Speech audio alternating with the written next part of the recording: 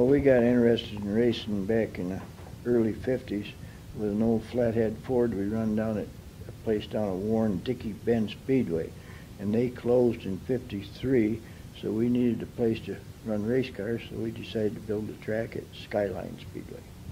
Okay, where was Skyline at? Skyline's right out of Sugar Grove in Sugar Grove Township. Right. We was up there for 2 years, and Skyline run about a year and a half after that. And we built Skyline, or Stateline, in 1956. July 21st is the first race. And we had 5 partners to start with, and we bought out Marv Thorpe after the first year. So there was 4 of us left, and we run the track since 54 through 84.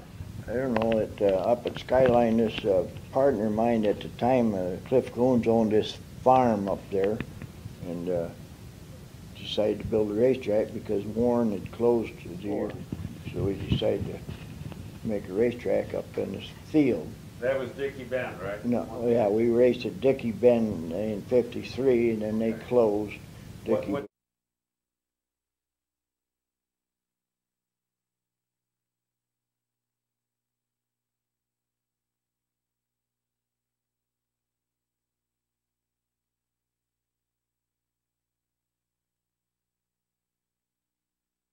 But I remember this guy that run that straight 8 Buick, Emory Mahan, which is the same guy that won the first race at Stateline. He was running a straight 8 Buick at the time. You could hear him coming. Gotcha. And he was shifting gears at the time. Skyline started out running modifieds in 54 and 55. In the middle of 55, Smithport started the late model division, and then we ended up going to Smithport and talking to some of them guys about coming to there and running at another night. At Skyline run 2 nights a week for the rest of that year, I believe. Okay. It actually was one night and one Sunday afternoon. Is what Modifieds one day and yeah, late models the next day. Okay. And there was interesting. We had a lot of different kinds of cars back in them days that run not only just Chevys and Fords, but there was Plymouths and Hudsons and Studebakers, and we even had a taxi cab there running at the time.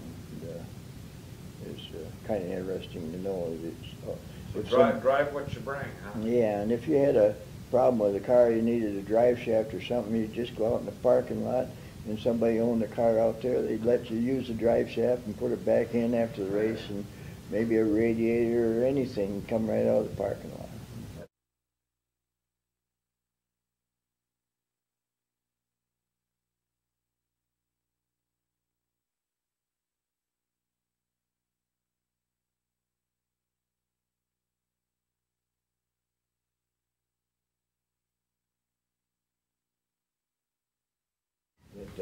Lloyd and Don went to Brooklyn to buy this land they found that belonged to 2 sisters. They moved to Brooklyn. There's 77 acres up there, and they asked him what they was going to do with it, and they assumed they was going to farm it because they said, well, he's going to put up fences and clear the land and stuff, so they assumed it was going to be a farm. Well, it turned out to be a racetrack with fences and clearing the land is what it turned out to be. So was born Stateline Speedway. Yeah. We had a sponsored NASCAR race in 1958, and a lot of the NASCAR guys we figured was going to be there, and a lot of them never showed up because I guess you had to call them up individually, which we didn't know. But anyway, we had to call up some of our local people to put on enough cars for the show. But there was a fellow, Lee Petty, that was running for points that year, was there, put on a good show with a 56 Oldsmobile, I believe he was running at the time. That's Richard's dad. Yes, and he's now passed away. But anyway, the fellow that won that race by the name of Shorty Rollins, won the race at Stateline. He went on the next following year in 59 and won the first 100-mile qualifying race at Daytona Beach, and haven't heard of him much since, but he's still in the books that way. Our rules were pretty strict. We even had them you know, have the inner panels in the doors and the fenders and everything back when we first started, and kept it that way for a long time, where other tracks let them cut out the fenders and all that stuff, but we had to maintain the whole car back in those days, and I can't remember if they had any real tricks. They just good drivers and bad drivers, I think, at the time. I think the only thing that I remember, which a fellow by the name of Bobby Snars had in his car one year, which seemed to be good, was a triple disc clutch, which nobody'd even heard of back in the maybe 60s, and he won a lot of races with a triple disc clutch until everybody else caught on to that, and that is the only thing. It's the only thing I remember. The biggest tear down that I can ever remember, and Leonard could probably tell you more about it, was the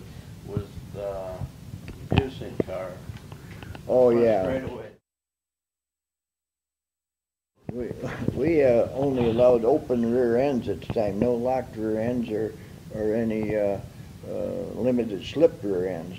And there was, I guess you're supposed to put up $50 or $100 for a tear down. Well, the guys got together and got the money together to tear down this Julian Busing's car, which won the 100-lap feature, I believe, at the time. Well, then they tore the rear end down, and they took a while doing that. And by the time they got it tore down, there was nothing welded or nothing in it, and they figured it was a limited slip. And then they come up with the idea that it had cooled down enough, they figured the clearance is close enough that it'd lock up when it got warm. And this is a story I heard, but they found nothing in that. When we first started at Stateline, we didn't have the means to do our concession work, so the firemen from the area there, they was doing the concession work. I remember they was peeling raw potatoes, and they would, on Saturday mornings, they would peel 1 ton of raw potatoes. And What year was this now? 56 and 57, I think, maybe 2 or 3 years. They peel 1 ton. Of course, when we get rained out, the pigs got a lot to eat. Good point. This particular area around the Jamestown Warren area here, where we are, was a real racing fan area back in the 50s, big time.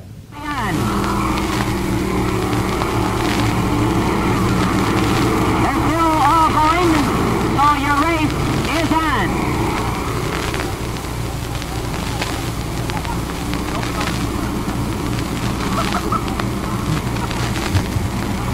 In the lead yet is Bud Finale in car number 98, leading the pace.